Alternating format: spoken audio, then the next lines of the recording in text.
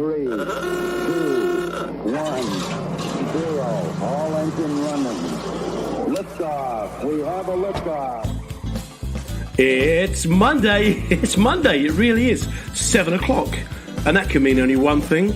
It's time for Reading the Signs, where me, Comedy John Ryan, and my comedian pals from all over the world are going to be talking about comedy, well-being, why we do it, how we cope. And that's where we need your help. We need you to send us your top tips for well-being. Be part of the show. Drop a comment in the box on YouTube, on Facebook, on Twitter, on the mensradiostation.com website. It's going to be a great show, much better than last week. What we're trying to do is think exceptional, which, funnily enough, is the motto of WJ, our show sponsors. WJ are the UK's leading road marking and highway maintenance company. They're working with us, we're working with you. Let's get to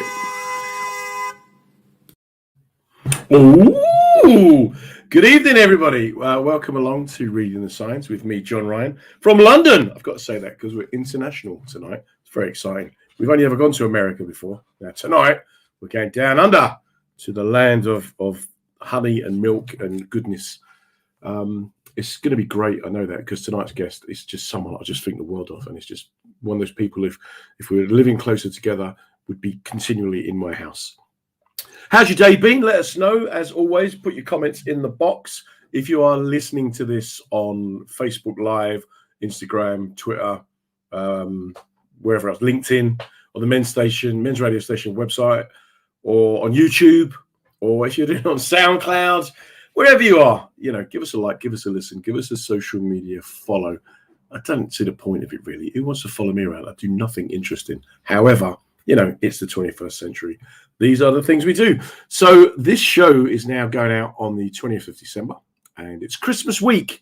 I don't know where you are, but apparently I am somewhere in the Caribbean, bobbing up and down on a boat, which is why we did this as a little pre-record.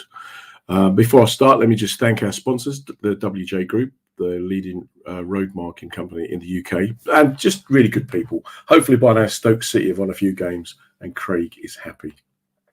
So tell us how you're preparing and how you're coping with the winter. If you are listening or watching in Australia, tell us what it's like. Christmas, Santa in the snow, 6 white boomers and all that stuff. Over here, it's probably grim and miserable. But like I say, I think I'm in Antigua today, all being well. So I just thought I'd rub that in, let you know what it feels like. So today's guest, I met 18 years ago and just instantly just fell for, just died for. Did one of the greatest shows I've ever seen to this day at the Edinburgh Festival. And I've obviously followed her career and her burgeoning love for all things purple and the artist formerly known as Prince. But there's one thing I'm going to ask you to do. Christmas coming up, you want to get a present that's going to make a difference. It's £3.89 on Kindle. It's called The Joy of Sags, Sexual Adventures from the Premenopausal Front. I bought it. It's hilarious. It's very funny. It's actually informative, but very, very funny. And the author, Phyllis Foundis, if you go onto her Facebook page, she does bedtime stories. It's genius. But they're not sort of bedtime stories that can make you want to go to sleep. They may well make you want to be investigative. Anyway, apart from the fact that she's written this fantastic book and has a great sense of humor and is a great writer, she also does a very, very interesting TEDx talk that you go and I'll put the link to in the feed, in the comments box. Anyone over 30 who wants to improve your life, just listen to this fantastically interesting, exciting woman, very inspirational for the next 55 minutes, showing all our other guests how to cope with me. So with that in mind, please do give a special big welcome to the awesome, the legend, the beautiful, the wonderful Phyllis Foundis. How you doing? What a great introduction. I love it. Can you hear me? Yeah, I can hear you loud and clear. I just thought maybe I'm still on mute, which is really against my religion. I don't like to be on mute anyway. Do we say g'day or Kelly Spira? Well, we could say g'day. I hardly use g'day, and I'm Australian. Okay, so what is the correct term? Sorry? What is the correct term to use? We can say kalimera, kalispera, which is good morning or good evening. We can just Kalimera. say, there you go, beautiful in Greek. Or you can just say hi. I love you. I love that introduction so much. 18 years. Has it been that long? Yeah. Kalimera agaboze. There you go. There you go. You are, in fact, Greek listening to this. We don't know what John just Fellow inakutopoulo, parkalo. And still, there was in there about I want. Don't know what the rest of it was. I want a chicken. I want a chicken. That's what I can say. That's my Greek. Θέλω μία κότα. You can do that. Θέλω μία κόρτα. Yeah. Κότα. I don't know if you remember, I did explain a few times over the years to different people that as a kid growing up, I had a lot of Cypriot friends, Greek Cypriot friends, and I would play for a Cypriot football team in London. And we said that my name was Yannis Ardizoglu, so that I could get in the team. And we concocted this story that my Irish mother had been abandoned by my Cypriot father, and coach felt sorry for me and took me into the team, even though I didn't kind of look very Greek. And my mates told me, if you learn 4 key phrases in Greek, you can get through any conversation. And they were ne, oi, indaxi, and melaka. That's it. That's all you need to know. That's all you ever hear Greeks saying. But there you go. What have you been doing today then? What's been happening in Oz? Well, it is actually a little bit London-esque, the weather here. Let's start with the weather. It's a little grey. It's unseasonably cool for this time of year, but and I'm feeling a little bit chilly myself. So we can, maybe let's not do that. So what am I doing today? Today I'm hanging out with one of my dearest friends. He's got red hair, but I don't hold that against him. No. Can't do that anymore in the UK. Not allowed to mention hair colour. Really? Seriously? Oh, yeah. The language police will be straight onto you for that. In fact, you can't even mention they've got hair because that discriminates against the follically challenged. Absolutely. And we are living in cancel culture. Thank you very much. Welcome. Not in this house, we're not, mate. In this house, a ginger's a ginger. Do you know, are you familiar with my Aussie... my fellow Aussie Tim Minchin? You know Tim Minchin's work. Yeah, very, very well. Yeah, phenomenal talent. So have you heard his amazing ginger song? Only a ginger can something or something ginger. Yeah. I love that. Yeah. Brilliant. So what's happening with yourself then? What's happening work-wise? What are you doing? Lots of exciting things actually, and you've touched on just only a couple. So as you know, yes, I have been Joy of Sagging late at night, bedtime stories, and that was a long time coming, so to speak, because I'm a big fan of what I've written. I obviously feel it quite passionately, but to then sit on my bed in my pajamas and then read a page from it every night, and some of it is quite confronting and explicit, and I'm very particular about not sensationalizing a topic that I think people just love to sensationalize, sex and sexuality and orgasms and blah blah blah. People are like, oh my god, it's like, can we just relax? Let's talk about this in a grown-up, funny, non-threatening, playful manner, because that's what female sexuality really is. It's not something that needs to be repressed or squashed or diminished or made dirty or stigmatized. I hate that, and that sort of conversation really pisses me off. So I'm really glad that I've been able to find the courage, frankly, to talk about things in this social media sphere that we all have to be a part of these days. And I've been getting some great comments, and it's guys, brilliant. It's just brilliant, mate. Like I say, it beats a book at bedtime, that's for sure. And it's the whole way you do it, sat in your pajamas, just reading all seductively. Good night, guys, before you go to sleep. It's lovely. But let's go back to the beginning. Tell us, growing up, where have you got brothers and sisters? How do you fit into your siblings? Well, I am the youngest child, the only child of my father's, and my mother's youngest child, because she was married once before my dad. And then she had me when she was 40. So what a great decision that was.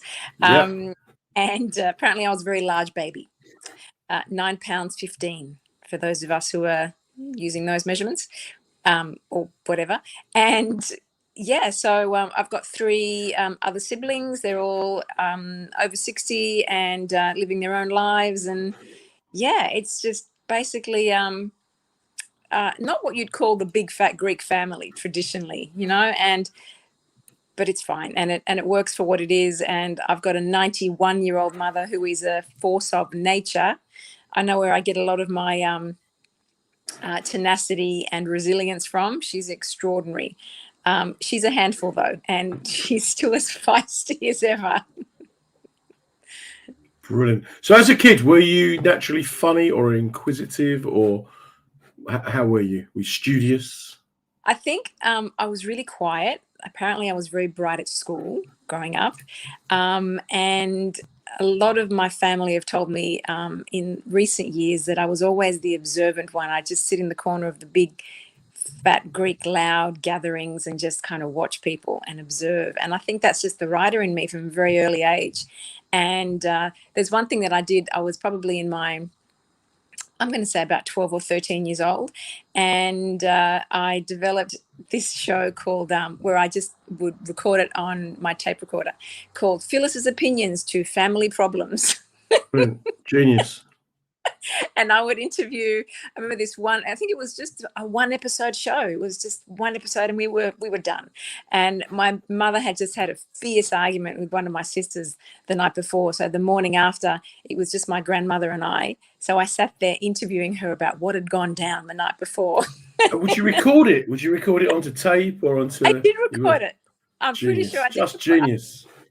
So I've always been relentlessly fascinated by people's stories and interviewing them and having conversations and just asking questions that will confront you in one way, but I do it in such a way that you're not ever going to feel intimidated or it's all about intimacy for me and connection. And yeah, I've written a book about female sexuality, and yeah, I've done the TED Talk that is intimate in its own way, and when you watch it, you'll know why.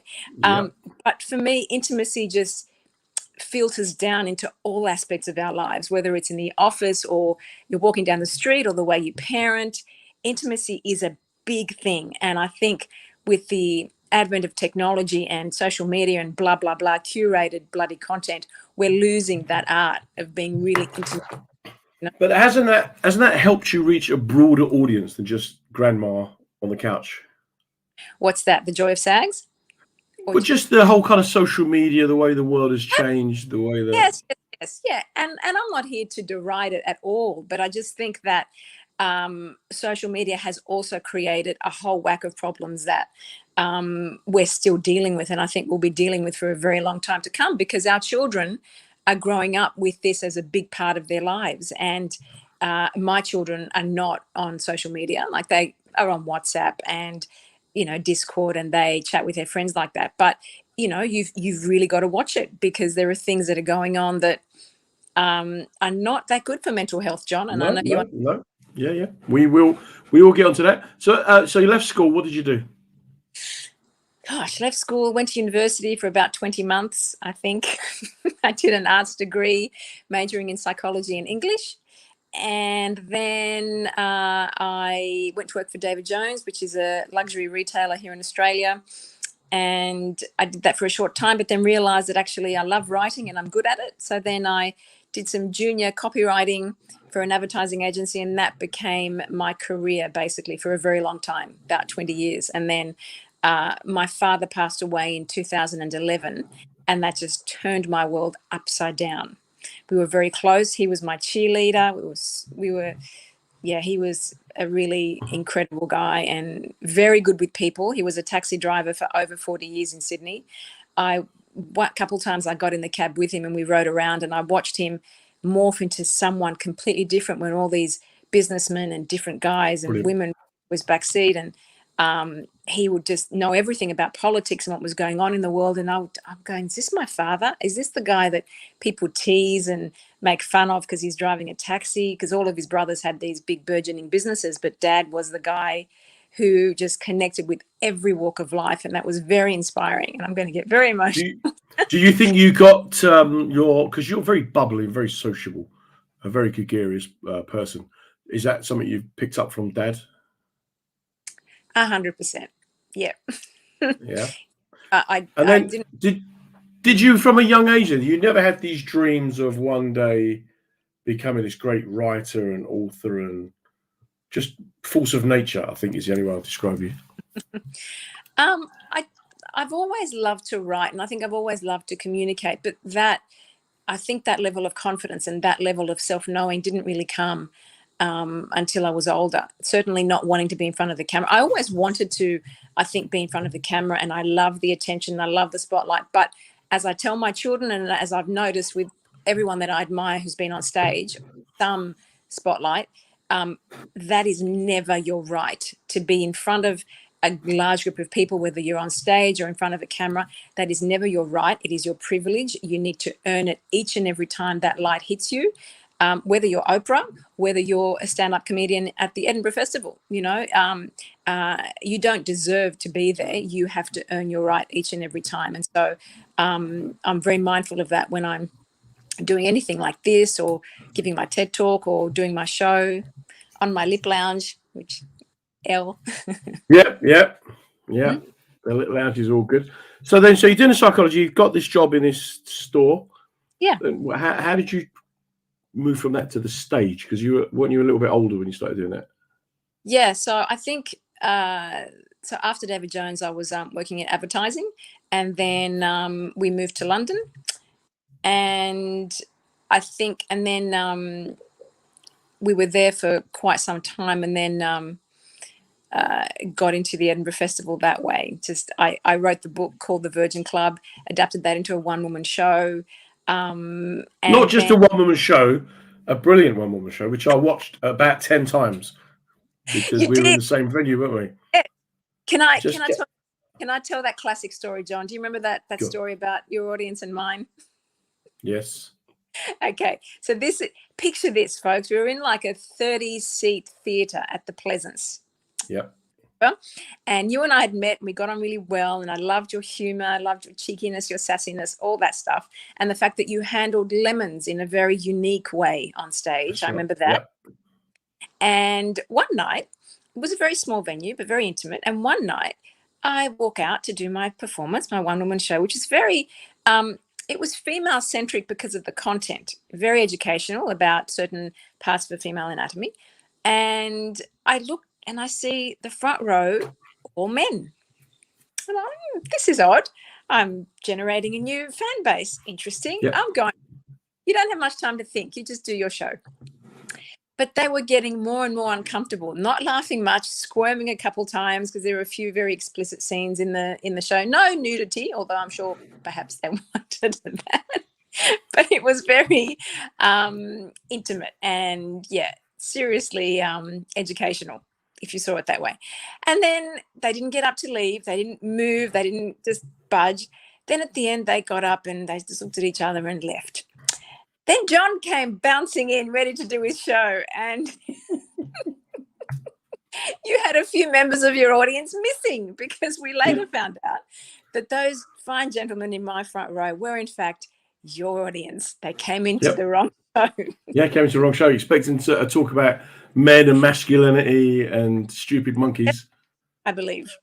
And ended up with a very enlightening and exciting talk on female sexuality, which culminated in a great finale. Still one of the best finales I've ever seen at a show.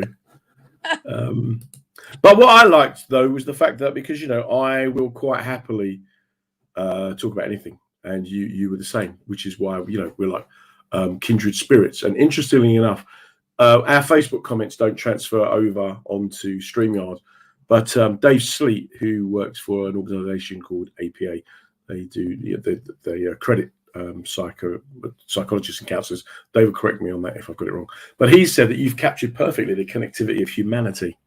And he's into all that stuff, is Dave. He's got some really great analogies and stuff that he uses to get points across. And that thing you said about connecting, that's what it's all about as writers, as performers. The Virgin Club, as I remember, I thought it was superb, mate. Absolutely. If someone like Ruby Wax had been doing it, it would have won multiple awards. But again, that comes back to that thing about profile and, being under the radar. And because you were this kind of, not physically imposing figure, but, you're like a big heifer. Oh, yeah, let's be honest. No. Slight, I think we would go slight. He says in this Me Too hashtag world where, but, it just kind of caught people off guard. And it was just amazing to watch. And then from that, is that where the joy of SAGs came from? Well, I think kind of. I mean, that certainly gave me the bug. I got the bug of performing and connecting with an audience. I had some really beautiful, priceless moments when I was more comfortable in going off script and actually ad-libbing, which is a skill in and of itself, and that only comes the more you do it, So, so that was cool. That was a real education from that perspective. And then fell pregnant in 2005.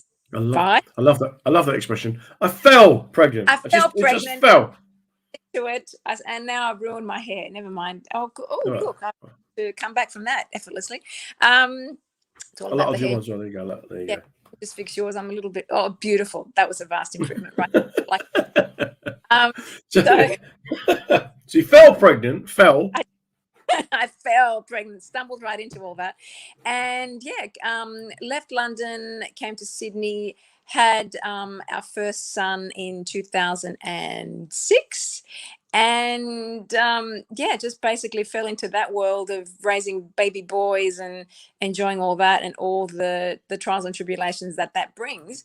And then I think my creative career fell into that inevitable hibernation. Well, at least it did for me. Yeah. And then in 2011, when my father passed, that was all just, again, as I said, it just turned my world upside down. But and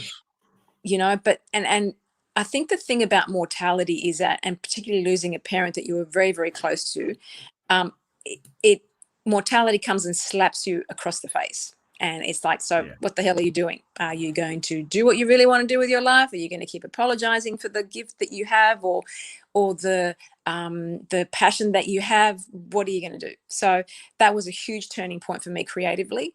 And that basically spearheaded my first men's talk show called Foundis. And that was an homage to my... And that... It didn't, I wouldn't say it put me on the map, but it certainly put me on my own map, which was I got validation from the industry. I won a couple of awards. It meant that I could give a TED talk. And I have my father to thank for a huge part of that. I wish I didn't lose him in order to come to that creative revelation. But, things happen. Mm-hmm. It happens, throws curveballs at you, and you always have a choice. But I think, having watched, the light bulb moment, that whole kind of thing about the link between sex and death, that's something that features pretty kind of prominently in a lot of your work, and that whole thing about, how we don't necessarily understand passion and mortality. And it's just interesting to see how you just comfortably, matter-of-factly, merge the two kind of concepts. So you're talking about my TED Talk. Yeah, it was about little and death. And little death comes from the French le petit mort, which is the orgasm. Not to put too point on it, John. Well, it's got 11. It's got 11 in England. I'm sure we can talk about it. And if anyone's listening to this on SoundCloud at 7 a.m. in the morning, good luck to you. Have it for your breakfast. Exactly. And I think orgasms should be enjoyed any time of the day or night, frankly. Well, unless you're driving, obviously. Then, let's be responsible orgasms. So hopefully Dawn is still listening. She just perked up if she is. Dawn is one of my best mates who listens every week and listens all the time. So where is this kind of... Martin Bell was saying good evening. Thanks for coming along, Martin. Where is this kind of thirst, I'm using all the wrong words now, this kind of desire to explore it, where's that all come from? Desire to explore, well, listen, I mean, yes, it started with sexuality. I'm someone once described me as a playful provocateur, and that's exactly who I am. I don't mean to offend. I can titillate. That's cool, but I don't intentionally go out to sensationalize something that I think has been sensationalized to the point of saturation. Sex and sexuality and intimacy. It's all about intimacy for me. Yes, I have seen the running theme. It's not lost on me. So, oh, I just lost my light. That's okay. You can still see me. I can still see you. So yeah, it's not about. When I wrote The Virgin Club, that's obviously about intimacy and my experiences as a 20-something Greek virgin. And then I performed it. And then obviously the TED Talk had that running through it as well. But what I've discovered is that it's not about sex. For me, my huge passion is intimacy and the profound disconnect that 21st century society is experiencing. And I have decided that I am an intimacy activist, and that's going to be one of my next Okay. books. Well, I'll tell you what, I'll be your case study because I have always had real intimacy issues, right? Seriously? I don't like people touching me. I cuddle my kids. I tell them I love them. I smother them with kisses and cuddle them. And the same with Tasha. But I don't like being touched by people. Wow. Right? Where did I don't know. It may be that I was growing up wasn't in a very tactile environment. Right. I've got no idea. But even where you get to that stage where I'll quite happily massage her or brush her hair or rub her up and down for hours. I mean, honestly, if there's a film she doesn't want to watch it. It's a 2-hour film. I'll brush her hair for 2 hours, and I don't have a problem with that at all. But I'm like a cat. If you stroke me, I'm like, right, you got to stop that now. That's fine. That's plenty. That's great. Fine. Wow, John. And it's always, but I'm a very open person. Right. But I've got real issues with my boundaries, and some people when they meet this, I'm like, no, let me do that. There's foreplay, 2 kisses, mate. Where this, my body thinks, is it? No. And so much so that I'm kind of renowned for. So like last week, for example, this is a classic example. There's a woman that I'm working with, a wonderfully talented, beautiful performer. And I wanted her to do a voiceover for me. So I said, we were on a cruise ship at the time. So I said, would there be any chance you could do this voiceover? Yes, she said. And then I walked around that whole ship trying to find a quiet room, and there was no quiet room. The only quiet space was my cabin. And I said to her, look, I need you to do this. I really appreciate you doing this, but I don't know that I'm comfortable with you coming into my cabin. Right? She was like, well, no, it will be okay. She's telling me it's going to be okay, when really I don't want her as a woman to feel threatened or dominated. Right? So she's going, yeah, but her thing was, no. I said, look, if you're comfortable, that's fine. Yeah. But yeah, no, it's not about the Me Too thing. It's about me just not being like, Me also. Can I just say though? I just want to say that I love that you've even admitted that. I love that, because that is a level of vulnerability that I think a lot of men are afraid to go to, and women too. I mean, this is not about men, women. I can't stand gender bashing. Any conversation that is divisive and is about black, white, gay, straight, transgender, not, men, women. I detest it, because it's just yet another breakdown that we have in this world. So I love, John, that you've even just admitted that. And if together, I'd give you a big hug. Right No, I can do that. Not too long, though. That's it. There's plenty there. Martin Bell has diagnosed me. He's sorted me. It's my early home environment. Apparently. Yeah, it is. But it really is. But also, there's that age-old conversation: is it nature or is it nurture? For some people, intimacy just doesn't occur to them. It's not in their makeup. I can't relate to people like that. I do my very best. It's important though. People who do find it easy to be intimate with people should never judge, and they should just continue being you, really. But I would give you a hug, and it would have to last for 20 seconds to get the full effect in terms of the happy hormones. Could we build up to it?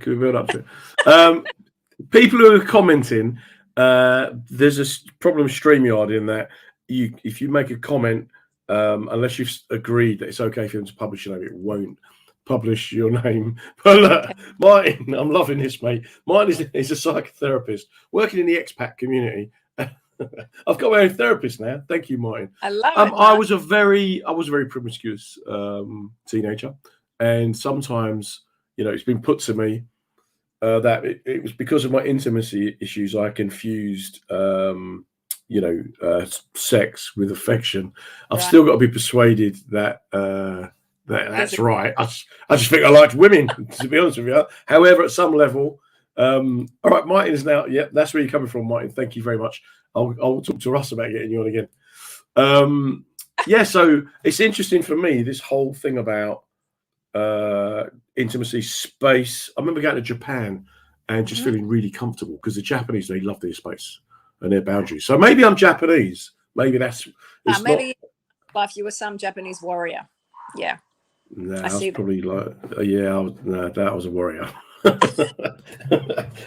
There's none of that for me, mate. You pull that sword, I'm off. Yep.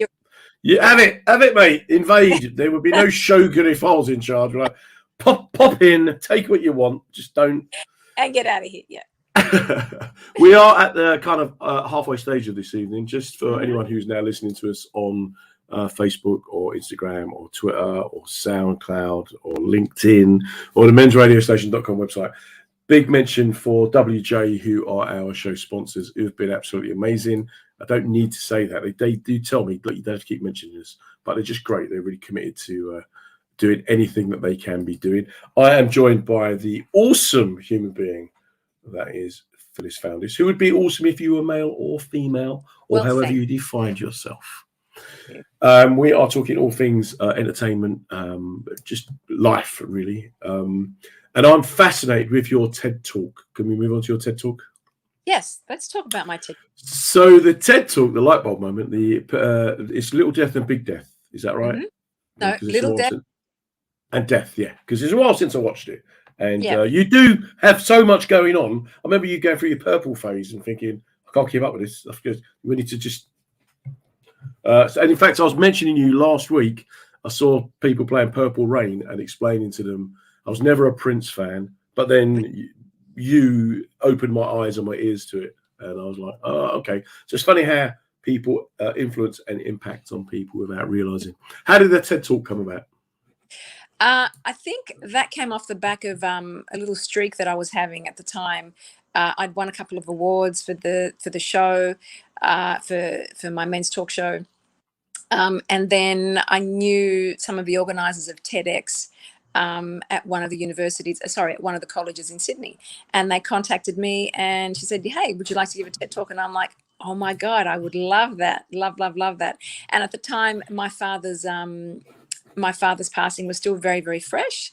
And so I just went ahead and decided that when they talked about the theme being the light bulb moment, I just reflected on that and I thought, well, what is it when do I feel my light bulb moments? Well, generally speaking, your light bulb moments, at least for me, come when I surrender. And when do you surrender? When you have no control over something. And as a control freak, and that's me, and right now I'm looking at my fringe going, what the hell? How can I fix this? It's in my face. Good Lord. See, control freak. As a control freak, if I can't manipulate a situation so that I feel comfortable, it's a little bit scary. But it's in those moments of surrender that some of my most liberating moments have come. So, yeah. So is that a good time to be creative post or, halfway through an orgasm to go, right, I've had an idea, stop. I just had an idea about writing a book or whatever. I have been known to, ideas may come to me and I have to write. So at the end of a situation, we'll call it, I can... Of an occasion. Can we call it an occasion? An occasion. At the end of an occasion. Well, that was great. Where are you going? I've got to make notes. I'm like, what are you giving me? Score out of 10? What's going on here? What are you doing? How does that work? It doesn't happen all the time, John. But it has been known to happen. And I just slap open the laptop and I just fire away really fast. I'm a quick typist, so that helps. It's just, look, it is there's been a lot has been written about orgasm and what it is and how transcendental it can be. And I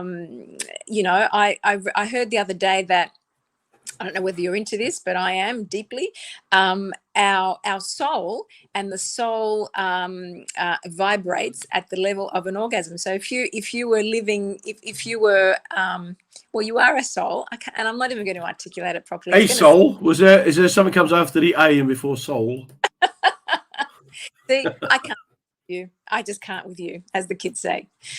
Anyway, the vibration of an orgasm is a transcendental feeling, and for some of us it lasts longer than others. So ask Sting might have a thing to say about it. Right, I've just had a hilarious text message from someone who wishes to remain anonymous. Yes, shouldn't really look at my phone, but you know, Phyllis finishes her entertainment, flips open the laptop to be creative. Normally, after an orgasm, I close the laptop and go to sleep. Yeah, that's a typical. Isn't that nice? That's a typical blokey bloke thing. But it's very interesting to hear, because creativity is something you can't always put your finger on, and people don't always understand how it works and where it comes from. So that's quite an interesting sort of, if you get writer's block, you know, get your job on. It's well, and I like your use of your choice of words there, John, because the innuendo is just coming thick and fast, as they say. It's coming. Well, you know, we're very repressed, very repressed. But see, what I love about Australia and all things Australian is that you just come right out and say it. And I'm, you know, in this country, one of the reasons why I'm one of probably 3 comics who use humour to raise awareness of health is because nobody else has twigged it. In Australia, there's dozens of lads, and when I say lads, I mean male and female, and people who define themselves as male or female, who just do it. And you guys, you know, don't be an idiot is the kind of health messages that well, yeah, I mean, and I think that's what I've been trying to do with the bedtime, with the bedtime stories. And if you follow me on Instagram, you can catch up. You can binge me. Just be gentle. It's not about. I can remember organising one of my first readings of the book in a suburban library, and I went back and forth with that lady who was handling the whole thing, because she had to be sure that I wasn't going to sensationalize something in a nice upstanding library. And when people meet me, they realize pretty much immediately that I'm not about, you know, all power to the women who want to have their breasts out and who want to dress in a certain way and who want to, you know, show their sexuality in that way. That ain't me. I like talking about these things, these very explicit topics that can be, as I said, very confronting for a lot of people, but I do it in a way that's, you know, it's important for me to deliver this message in a way that's not going to put you off. And, you know. Martin Bell's got a question. Are you very spiritual? If Martin, if you want to elaborate on that, please, mate, let us know how you define spirituality without getting into a, you know, that's a different book, really, than The Joy of Sags, isn't it? Well, you know, starts off with a bit of nudity, though, doesn't it? In the garden. So there are parallels. Yeah, Martin, are you very spiritual, Phyllis, would you say? Yes, I am. I'm very spiritual. And actually, contrary to what you just said, John, female sexuality is all about spirit, all about it. It's all about it. I mean, this is the thing. People, when I first sat down to write this book and I was telling people about it, it was like, oh, Phyllis, you're talking about sex again. No, if you think The Joy of Sags is about sex, you have missed the point so spectacular. Because it really isn't. And John, you've read it. I loved it. It's got it on my. I bought the Kindle copy though. I'm not going to lie. You did.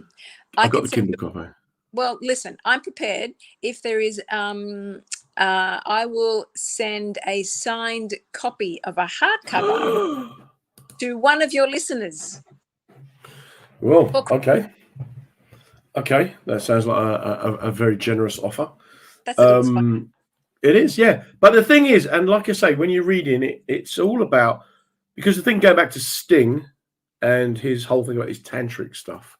Correct. It's all about seeing that connectivity, isn't it? That connection between people and making that connection last. And especially, you know, like I said, I was on a ship last week and there was a couple that had been married 63 years and they're still together. And because that was the word that the guy used. I said, what is it that kind of keeps you together? And he said, we're connected. And I thought that's really, really nice. Look, we got a volunteer already straight away. Oh, Martin, you cheeky thing, you. I tell you what, mate. These psychotherapists. They're not afraid to come forward, are they?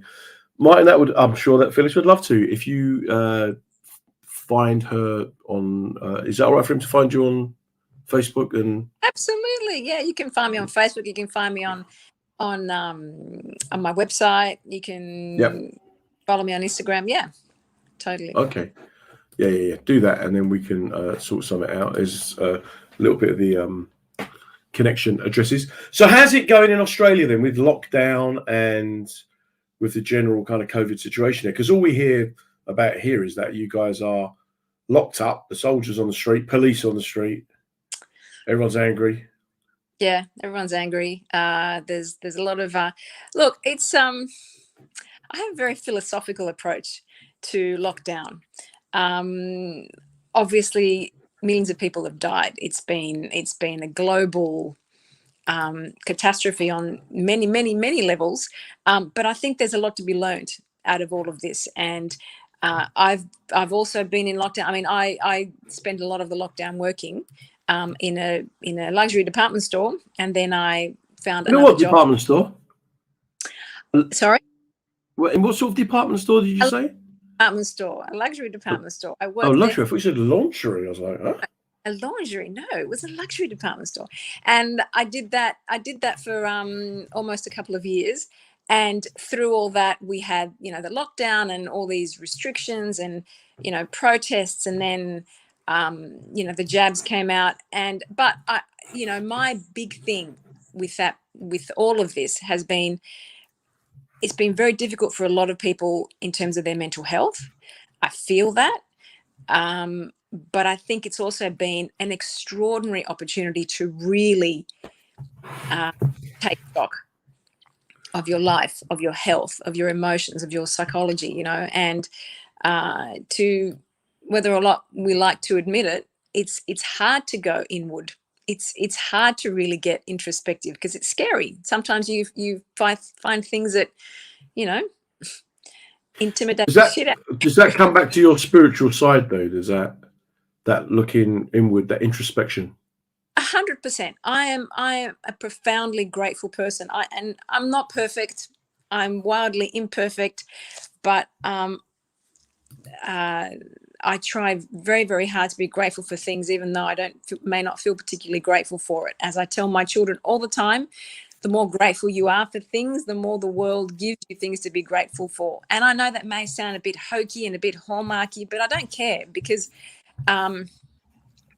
that's how I'm wired. And I don't, I've had a lot of friends who have bitched and they've moaned about situations in the pandemic and what's the government doing to us and where are our freedoms and our personal rights and all this stuff. And while I appreciate and I understand all that, and it's very scary, I don't see the point in just fixating on things that, for all intents and purposes, we can't really change. If you don't like the way things are being run in your home, in your state, in your country, move.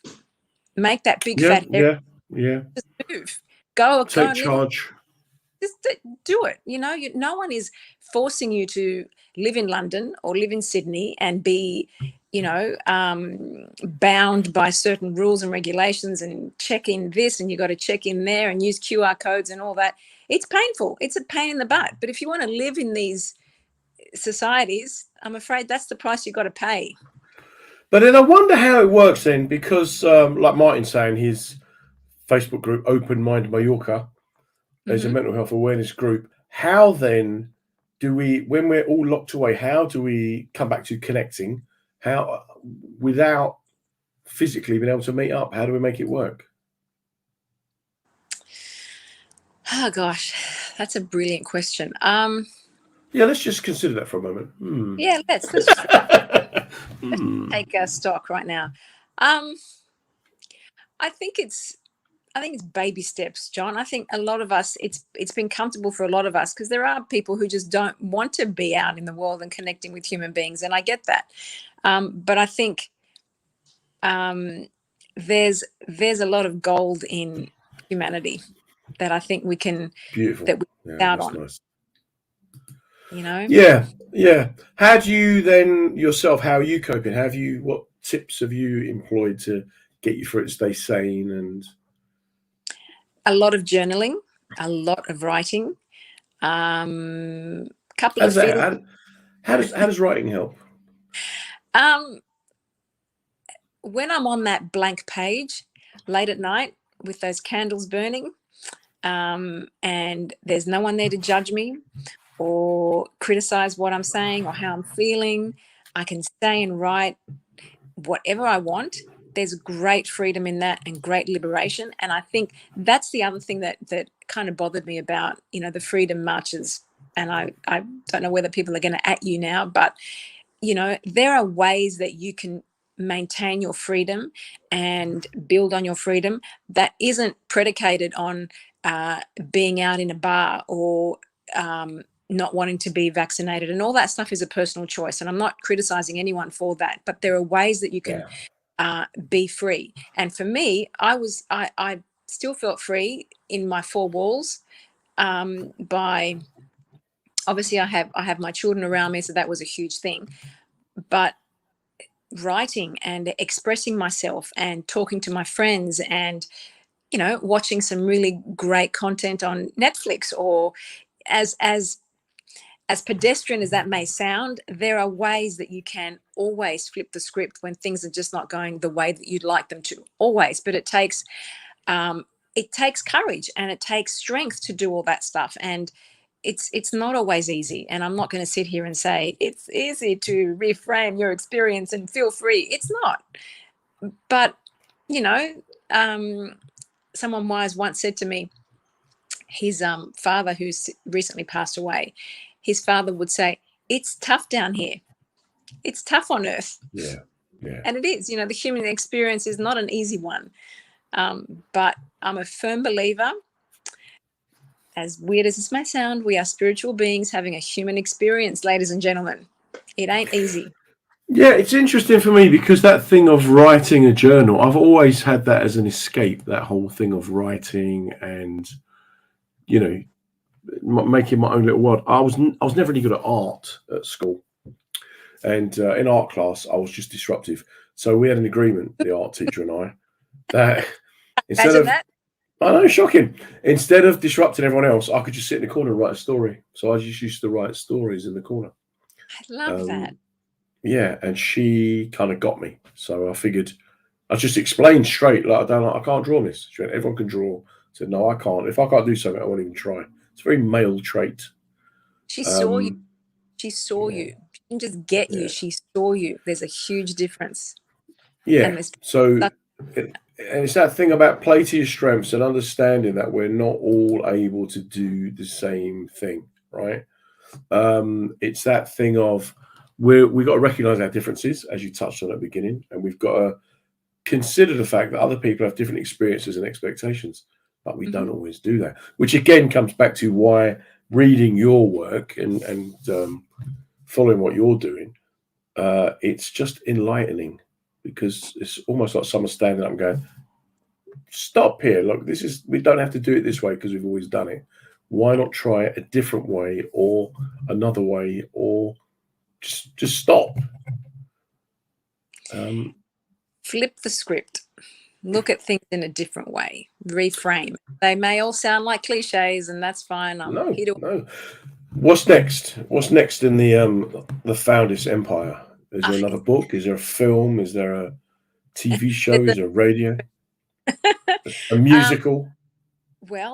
The latest news is that I'm going to get my own, and this is why you're very inspiring, because I'm going to get my own 2-hour show on community radio early next year.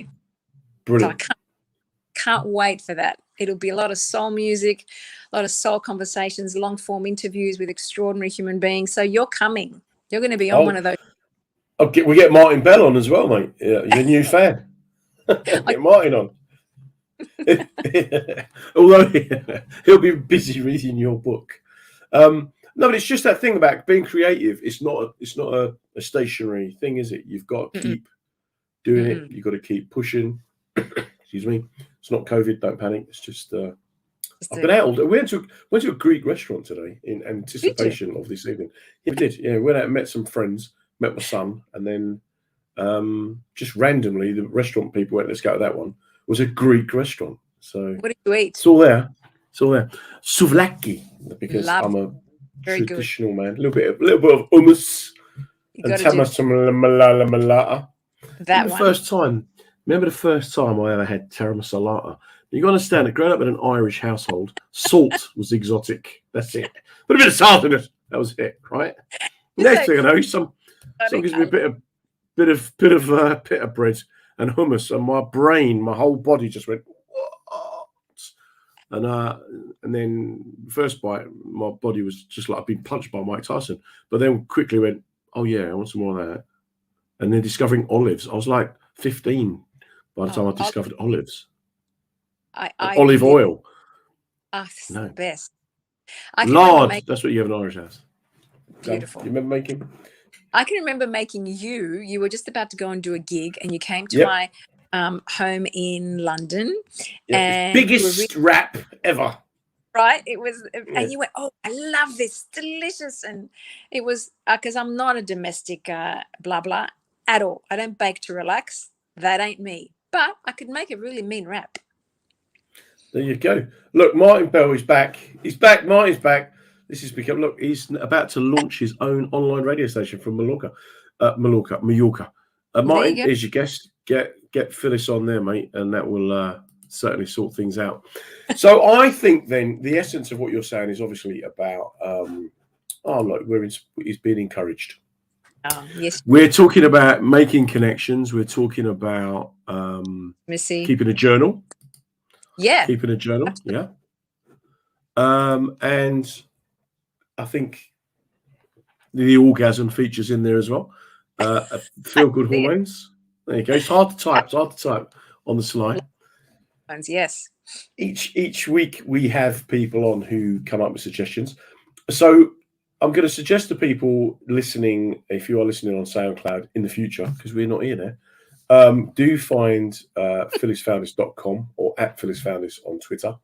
And you can still watch back episodes of her bedtime stories, which are just honestly great. Really, really great. I'm going to have to say goodbye to you because our hour's flown. And then I want you to, if you could hang around for 10 minutes in the green room so I can come and have a quick couple of words with you. 100%. If you have anything else you want to mention or plug or... Well, just really follow me on Instagram. There's a lot of really great, exciting things coming up, and I'm like deeply excited about my radio show because I think that'll be a really great opportunity to interview some extraordinary people, some of whom you'll already get to meet. Head to YouTube and look up A Little Bit of Lip, and you'll see me and various interesting people on that lounge. I'm sitting on the lounge right now. Uh-huh. I recently interviewed a guy called Van Hunt, who is a Grammy Award-winning musician from the States and is dating Halle Berry right now. So that was a great interview. One. But yeah, lots of other interviews like that. Great. And really for me, all those so-called interviews are conversations. And I'm not interested in how famous or not you are. It's whether or not you and I can connect in a way that goes beyond that celebrity chatter. So yeah, have a look. Okay, well, with that, thank you so much for giving us your time tonight for us, in the morning for you. Stay safe, and we'll speak to you soon. It's my pleasure. Mwah, mwah, mwah. Wow, that was Phyllis Foundis. Absolutely phenomenal talent, real force of nature, and I could speak to her for hours. Absolutely incredible. They say in life that good company should mean that you look forward to the next time you see people, as I do, and you should be saddened by their departure, as I am. It just goes to show we can all make connections 12,000 miles away, but still make that time to make that connection. It's been an interesting few weeks, I'm not going to lie, a few days, as we've kind of come out of lockdown. But by the same token, we're still living with this COVID. Whether you think it's real or not, do stay safe, do take precautions, do protect yourselves. One of the things that it has taught us, this whole pandemic, is that it is possible to change behaviours. There was a time when there was no way you would got anyone in the UK to wear a face mask, and now we do it without thinking. We do it without thinking. I know that not everyone agrees with them, really not real, but we wash our hands, we practice social distancing, and sometimes we need to think about our behaviours when it comes to our well-being. Phyllis's suggestion, keeping a journal, that's a great idea, absolutely great idea, and a really good top tip for well-being. Dave Sleet absolutely talks about that connectivity of humanity, as Phyllis suggested, was a really, really good tip. Steve Best still come up with a really good one on good breathing. Dave Ward talks about routines and structure. Kevorkian, every morning thinking positively. Always mentions soul, because soul got to the stage in his life where he wanted to end it. But he said that you need to understand that life isn't always easy. And for Wilson, it was about looking at your physical health as connected to your mental health. Andre in New Zealand talks about a trouble shared is a troubled half. Talk, just talk. Don't be too hard on yourself. Philip Simon, who is currently bobbing around the Mediterranean, says stubbornness will help you stick to it. People always ask me, what do I think? I'm not really an expert. I'm not a clinician. I'm not a practitioner. But reframing those unhelpful thoughts, being in the present, getting a good night's sleep if you can. But again, connecting with others, as Phyllis has kind of emphasized. Try and remove negative, toxic people from your life where possible, because you won't smoke or drink oil because it's bad for you. But we still all hold on to bad friends and bad people. There are people out there who are emotional vampires whose only intention is to suck the life out of you and bring you down to their level. It's about being able to spot them and walk away when you have to. There's always times in our lives when things aren't going our way and they can get hard and life can be tough. And those are the times when we need other people around us to maybe step up, step in, reach out and give us that little helping hand. Now, if you can't ask for help, then you should really be able to have people around you who can help you. There's always help available. If you know someone who's struggling or if you haven't spoken to for a while, just make that phone call, make that connection. If you need further help, Time to Change are a great organisation, timetochange.org.uk. In Australia, you have similar organisations. We also have Mind, the mental health charity. No one has to face a mental health problem alone. Again, as I've got to stress, I'm not a practitioner or a clinician. I'm just a bloke who's just trying to help and make that difference. And if we all try and make a difference, if we all reach out and help each other, life has surely got to be a bit easier. Because one of the problems with having a mental health problem is that you tend to have it on your own. People shun you, they're scared, they don't know what to say. It's an easy thing to say. How are you? How can I help? How can I be the difference? And then just trying to step up and be that difference. Each Monday night at 7 o'clock, we will have a different guest on from the world of entertainment, a comedian, a writer, some sort of performer, who will take us through their journey, their life, and how they got to being who they are. They each have their own battles. As Phyllis tonight was very honest about losing her dad and the impact that had on her. Other people have talked about other stuff. Don't be scared to talk. We're just trying to get a debate going. We're not clinicians. We're not practitioners. We can't solve. We can only talk. And if we start the conversation, who knows where it may end. I will be back next Monday night with another guest. In the meantime, do stay safe. Take care of yourself. Try and take Phyllis's advice and make a connection with people. Do listen to the other stuff that's going on the mensradiostation.com website, and the same with the women's radio station. Well, that's the end of another episode of Reading the Signs with me, Comedy John Ryan. We're here every Monday night at 7 p.m. talking with comedians about mental wellness, mental well-being, and just trying to get the conversation going. What we're trying to do is show that it's good to talk, and we're also trying to show that everybody can go through the same experiences. A massive thank you to the WJ Group who sponsored the show, showing their commitment not just to mental well-being, but also to reaching as broad an audience as possible. It's great to be part of the mensradiostation.com family, so do check us out on the website, on social media. We'll be back next Monday. You take care. Stay safe, everybody.